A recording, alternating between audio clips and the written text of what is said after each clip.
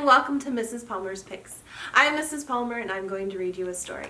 Today we're going to read The Better Tree Fort by Jessica Scott Kerrin.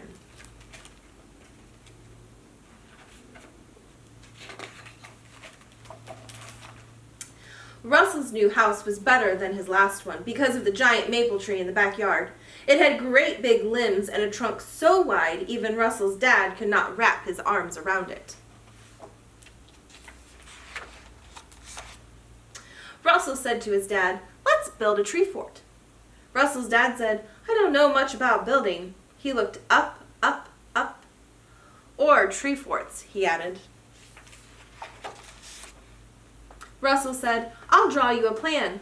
"What's this?" Russell's dad asked. "A balcony to watch from." "And this?" "A quick slide to escape." "And this?" "A skylight to see stars." "And this?" "A basket to haul up our sleeping bags and binoculars, and my big book of birds." "Let's go to the lumber store," Russell's dad said. They roamed up and down the aisles. Russell's dad looked lost until a man in an apron came to help. Russell showed him the plan. The man in the apron sold them tools and lumber, and when they got home they spread everything out in the backyard like an enormous puzzle. Russell nailed his plan to the fence near the maple tree. Russell's dad took a long time to get started. He measured things over and over again, and there were 4 more trips to the lumber store.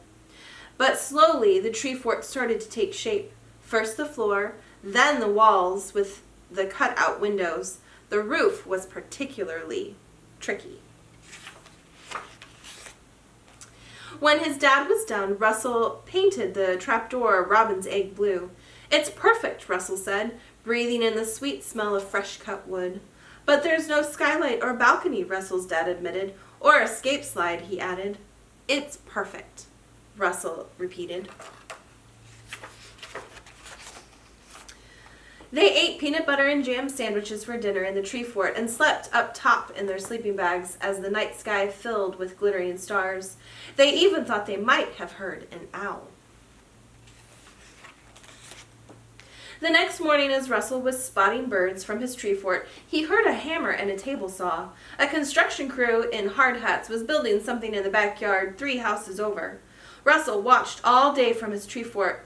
What were they building? He gasped. They were building a tree fort.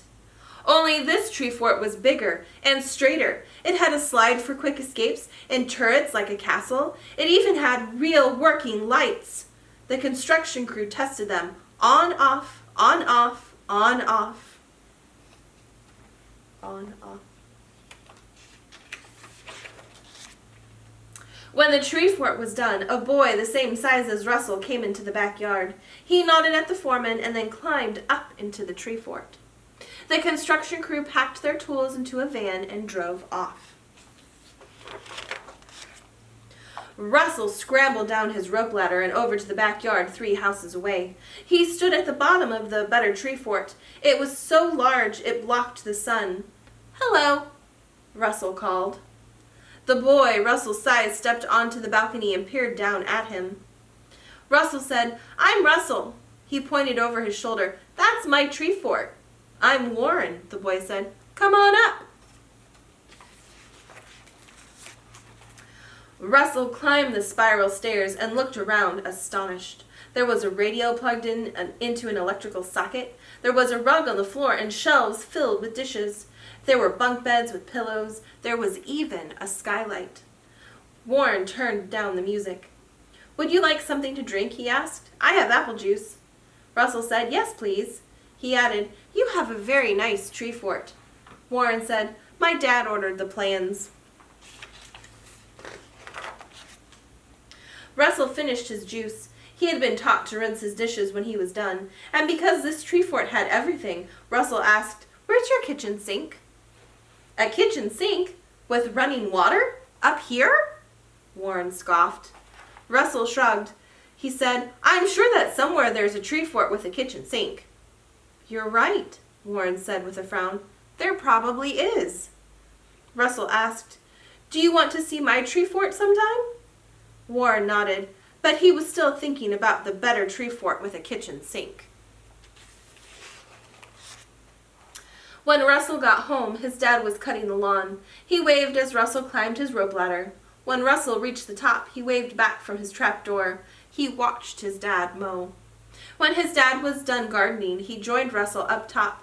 They looked out the window at the tree fort 3 houses down. Russell's dad said, "There will always be a better tree fort." Russell smiled and then said, "But not a better dad." I hope you liked this story. If you did, check it out at your local library or your school library. Thanks. Bye.